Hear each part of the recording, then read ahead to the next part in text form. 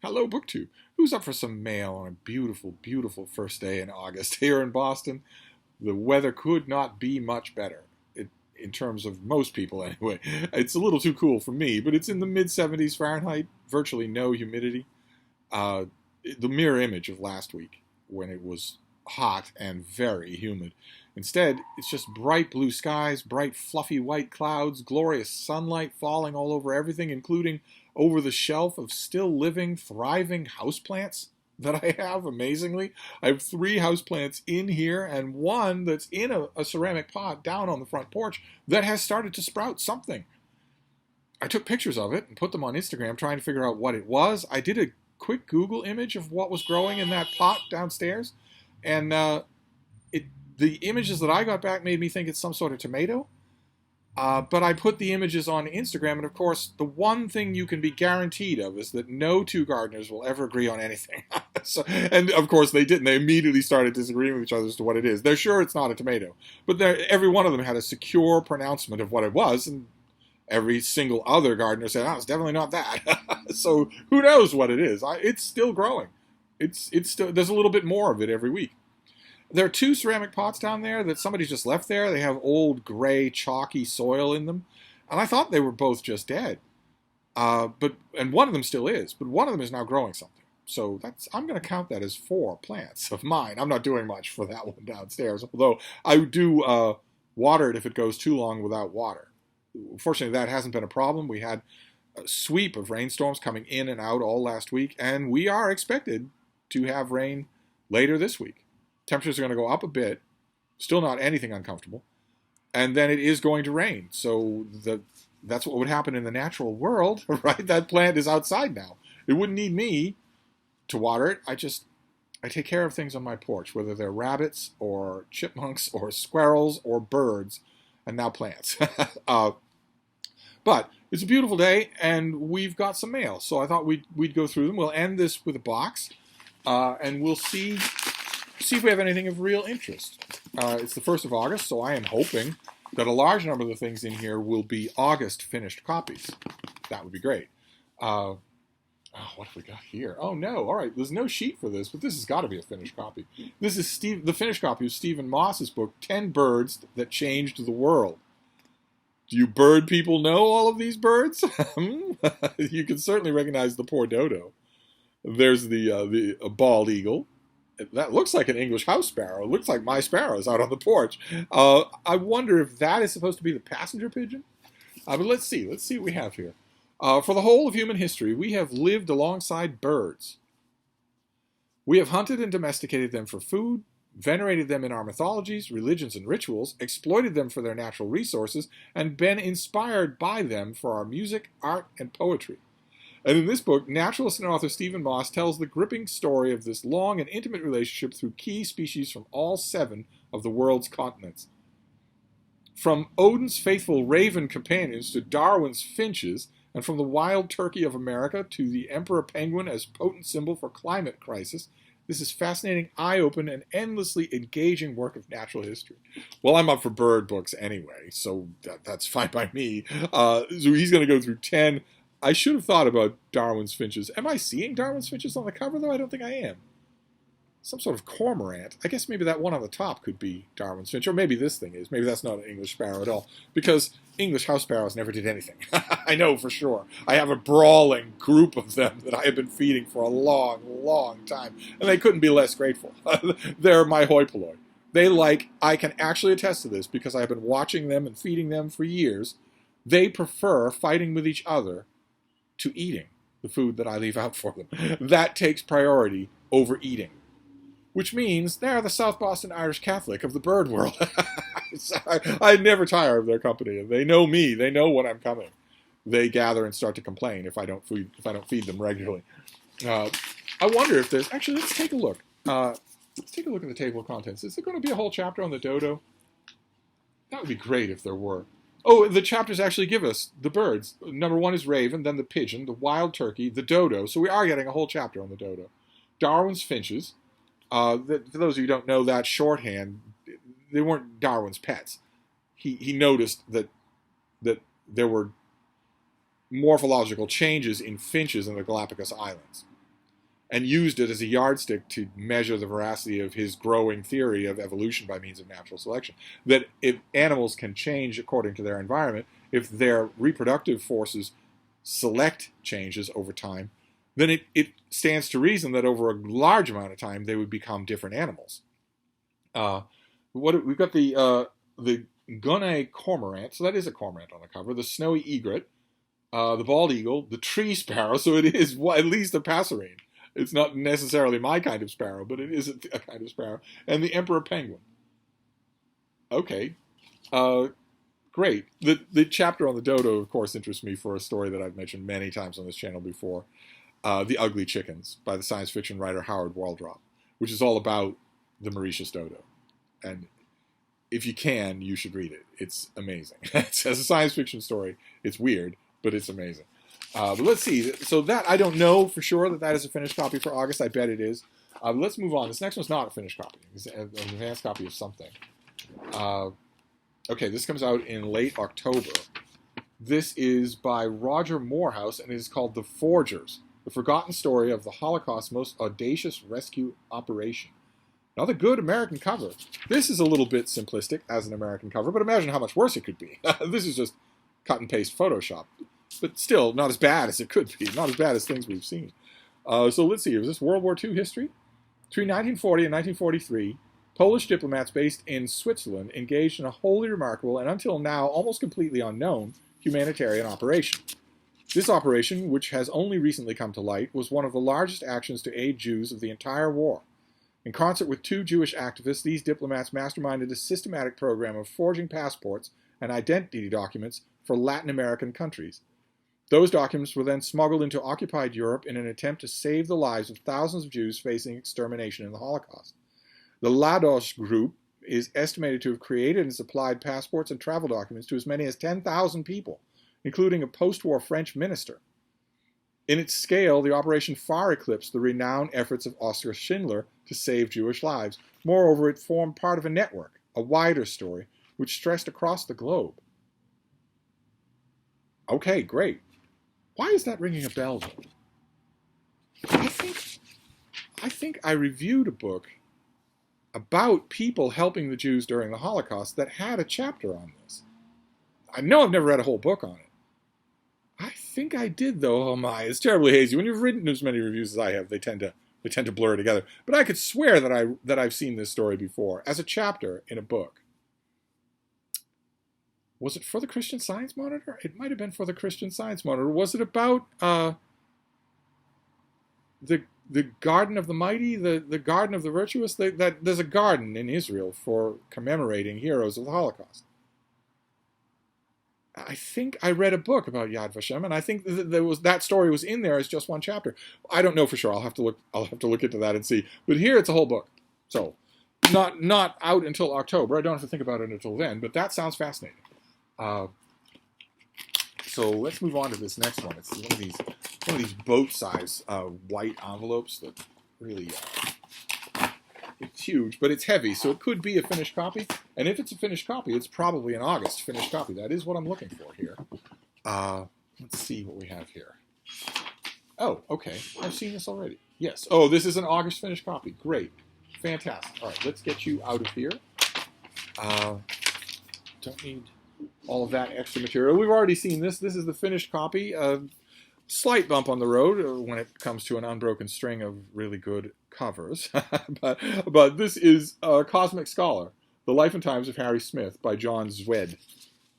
And this comes out in late August, so this is an August finished copy. We've now got starred reviews from Library Journal and Book List and Publishers Weekly. And that's amazing. That is absolutely amazing. That is wonderful. Really, in a way, a higher testament to the book than the full-length reviews that it will get in the New York Times or the Wall Street Journal. Really, that is higher, because you don't know the agenda of the people who will write the signed book reviews for the mainstream press. Whereas with the industry journals, which is the Book List and Publishers Weekly and Kirkus, Kirkus is the one that's not mentioned here. Library Journal, Publishers Weekly, and Book List are mentioned here. And they are industry journals that get these books ahead of time. They get every book. And Most of their reviews are unsigned. It looks like the book list review was signed, but most of them aren't signed. So it's no feather in the cap of the reviewer. And whether or not they give a book a starred review is entirely their own discretion. They're not given a quota. They're not told, hey, we really like this book, so you have to give it a star. No, they have to. They tell their editor what book is getting a star. So it's entirely the judgment of the reviewer. So for it to get 3 starred reviews in 3 different industry journals is amazing. That is absolutely amazing. I have to admit, this makes me wonder what Kirkus Reviews thought of it. Obviously, Kirkus did not give it a starred review, or it would be listed up front here, because whoever made this pub sheet knows what an accomplishment that is. When it comes to the grades of how seriously you should take a recommendation, well, you know, the penny press and the mainstream reviews, you definitely want to pay attention to them, especially if there's a reviewer that you follow and like. That's one grade. Then a higher grade than that would be this. If the industry journals give it starred reviews, where independent reviewers are independently giving it starred reviews, saying, well, I might do 3 or 4 reviews in a month, and this is by far better than most of what I get. And then, of course, at the pinnacle of that is me. Did I like the book? Do I recommend it? I haven't read this. I have the advanced copy of it. I haven't read it. I wonder, though, there are more blurbs on here. I wonder if... oh, okay. Kirkus did review it. Shved, piece by obscure piece, masterfully puts Harry Smith's puzzle of a life together, a revelatory portrait of a unique pop culture figure. Okay, so Kirkus Reviews praised it, but they didn't. The reviewer did not give it a starred review. I'm not sure how much of a difference that makes, but let's see what we have here. Harry Smith was an elusive filmmaker, collector, curator, painter, folklorist, counterculture gadfly, and mystic who, in his landmark Anthology of American Folk Music, helped to spark the folk music revival of the 1950s and 1960s. Good to know who to blame. And changed the shape of 20th century popular culture. With this authoritative new book, the author delivers the first full biography of the ever-fascinating Smith, a spiritual godfather to all who have decided to turn on, tune in, and drop out. Good to know. And in this book, the author captures Smith in all of his facets. He shows how Smith's path-breaking experimental films would go on to inspire generations of artists to come, and how, as a precocious amateur anthropologist documenting the cultures of indigenous people in Pacific Northwest, Smith was well ahead of his time. Okay. Okay. I don't remember reading this blurb to you the first time, but at this point, having mentioned counterculture, tune in and tune out, I'm assuming that Allen Ginsberg's name is not far off in this description here. Let's see here. The author follows Smith's trail from his youth in Washington State to the Bay Area and New York as he encounters luminaries such as Allen Ginsberg, Jonas Mekas, and Patti Smith. And the author gives us a fresh account of the creation and impact of Anthology of American Folk Music. Okay, great. Well, I don't know this figure much at all, and I could swear I remember one of you saying that you did know this figure, and that you might consider reviewing this book. If so, that has long gone out of my memory banks. If you're watching this video, feel free to remind me. This comes out at the end of August, so you still have plenty of time to get this in the mail from me, read it, and write a review for Open Letters Review. Especially since the review for Open Letters Review does not have to come out on the date of publication. Anytime in late August or early September is fine. So if you're out there and you were the one who originally put your hand up for this book, let me know. Because I'd be happy to send you, I've got the finished copy now, to look better on your shelf. I'd be happy to send that to you. And then we can talk about you writing a review. That would be a lot of fun to try that out. I think we can guess, you can probably guess from my tone of reading that pub sheet what my own review would be like. Better to save the book from that. So let's move on. Let's move on to this next one here. It's a finished copy, whatever it is, so it might be another August finished copy. That would be good. Okay, it's one of these weird pub sheets from the University of Chicago Press. I honestly don't know why they do this. The thing is virtually empty. It basically says, here's a book. I know this book. I just opened the envelope. So that's not going to help us at all. Oh, great. Okay, this is University of Chicago history. Great. And, oh, this is lovely. It's full of illustrations. Oh, my. Okay. This is by Taylor McCall, and this is called The Art of Anatomy in Medieval Europe. And as you can see in medieval tapestries and paintings of all types, there's always a dog. My people are always present. This is wow. You don't think about anatomy as a craft in medieval times, mainly because the church, which was absolutely paramount all throughout the West, forbade it in most cases. Said that it was a sin, that it was desecration. This is the first history of medieval European anatomical images. Oh, the imagery, no wonder, because this thing is full, this book is full of imagery. It's not just an inset, it's all throughout the book. So no wonder. So this is concentrating on imagery. Richly illustrated, it explores the many ways in which medieval surgeons, doctors, monks, and artists understood and depicted human anatomy. The author refutes the common misconception that Renaissance artists and anatomists, such as Leonardo da Vinci, were the fathers of anatomy, and the first to perform scientific human dissection. On the contrary, she proves these early modern figures drew upon centuries of visual and written tradition in their works and practices. The first human dissections were performed by medieval scientists in universities around 1300. That is news to me. If the dust jacket goes on to say that those medieval scientists were also BIPOC, I'm going to throw this book across the room. I'm just vaguely sensing the first quiverings of a trap here. But we'll hope not. We'll hope that's not true. Yeah, so I'm going to need a siren. So we're playing games with our sirens now. We're playing little games, playing little tunes on them. The bright and vibrant medieval images in this book, many published here for the first time, prove there existed a rich and visual and educational anatomical tradition in the Middle Ages. This book is a wide-ranging introduction for general audiences interested in the history of body and medical profession, curious about the history of their discipline, as well as historians of art, medicine, and medieval culture. Okay, in order to be an educational tradition, it would have to be established as that and passed on as that. It's not a tradition if one person broke the law in 1315 and another person broke the law in 1385. But still, that is fast. So that the author is meaning here a gentle revision of the image of anatomical studies and biological dissection. The author is meaning to revise the image of that. Because people do think of Vesalius and Da Vinci as pioneers in the field. This author is saying, no, they were drawing on a long tradition of that we have lots of records of medical dissections during the Middle Ages. Fantastic. Okay. So the author is the managing editor of Speculum, a journal of medieval studies, and has held positions at the British Library, University College London, and Christie's. And she holds a PhD in medieval art history and has published widely in the fields of medieval medicine and art. Fantastic. Not a long thing either. I don't have a sheet for this. It's just wonderfully put together. I don't have a sheet for it, though, so I don't know when it's out. I'm assuming soon. I'm assuming at the very least August, if it's not out already. So this might go on the pile for tonight. I think it should probably go on the pile for tonight anyway. I mean, it's not more than an hour's read. And I'm fascinated by the subject. And then we'll move on to the box, and then we'll be finished with our mail for today. Let's tear open the box here. We've got the mail, and we've got an illegal siren. We haven't had any Frida yoga, but she's right next to me. She's right next to me on the couch here. So, you want to go in your face, baby? Huh? No? Okay. But we've got some of the trifecta of this channel. We've got some, but not others. Just hoping we can get through these next. There's 2 books in the box. Just hoping we get through the 2 of them without more illegal sirens. That would be great. Sirens have been in every video I've made today.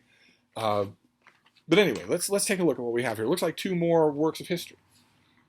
Oh, okay, great. Oh, wow. All right, this is also profusely illustrated. Great. Okay, this is by Michael Cusado, and this is called Francis of Assisi, His Life, Vision, and Companions, from Reaction Books. So those... Goodness gracious. Frida is attacking a mail package. That hasn't happened in years. Baby, what are you doing?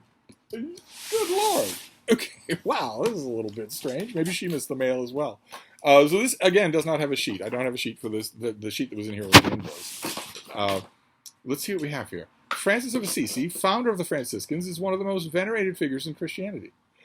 This original and historically informed account explores how he, along with his earliest brothers, embraced a life of minority and poverty in solidarity with the lowest ranks of society, preaching a message of justice and dignity for all. The author examines how and why Francis's vision then expanded to embrace non-Christians and Muslims in particular, following his celebrated encounter with the Sultan al-Malik in 1219. This new work also considers the clash between Francis and the newest members of his order, the momentous events on Mount Laverna, which resulted in his reception of the stigmata of Christ and his writing of the Chartula, and his final years spent trying to keep his brothers faithful to their original vision while living as an exemplar of the gospel life. Okay, I automatically want to know who the author is. Michael Cusato is a Franciscan friar who is currently a scholar in residence at St. Bonaventure University in Western New York State. Okay, well that would explain the gaffe in the fly sheet that in the dust jacket that we read. Let's go over it once again in case you didn't catch it.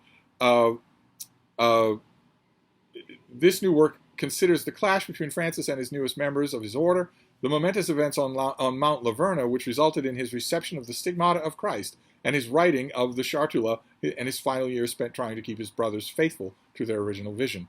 One of those things is not like the other. One of those things didn't actually happen.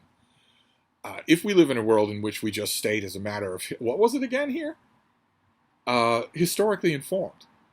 If we state as a matter of history that Francis of Assisi received the stigmata from Christ on Mount Laverna, then we're not talking about history. Then we're saying that Christianity is the only true religion that's ever existed, out of the 50,000 that humans have invented. Because you can't get stigmata in any other way unless you manufacture it on your own, either hysterically or through deceit.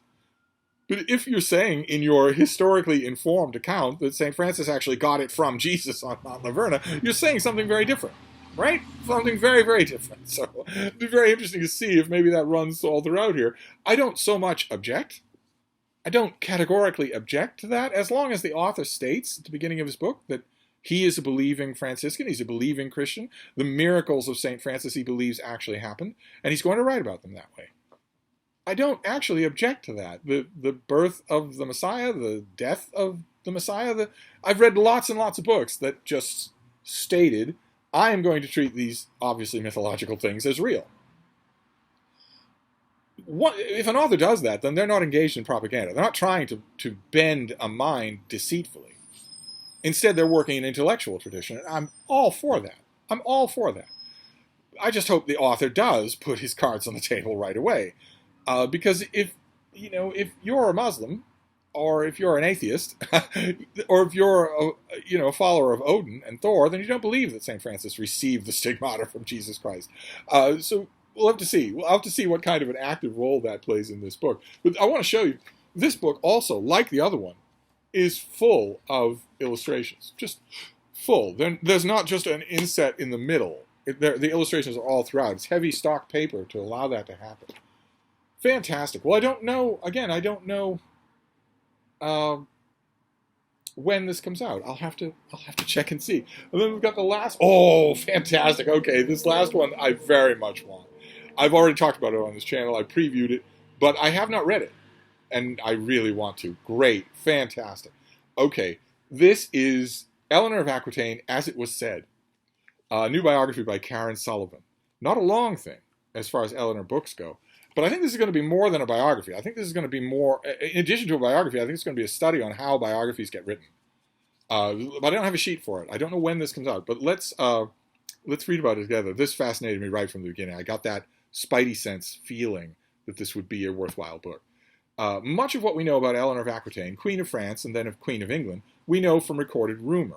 Gossip often qualified by the curious phrase, "it was said." Or the love songs, ballads, and romances that gossip inspired. While we can mine these stories for evidence about the historical Eleanor, the author here invites us to consider instead what even the most fantastical of these tales reveals about this queen and life as 12th century noblewoman. She reads the Middle Ages, not to impose our current conceptual categories on its culture, but to expose the conceptual categories medieval women used to make sense of their lives. That's pretty fascinating. Along the way, the author paints a fresh portrait of this singular medieval queen and the women who shared her world.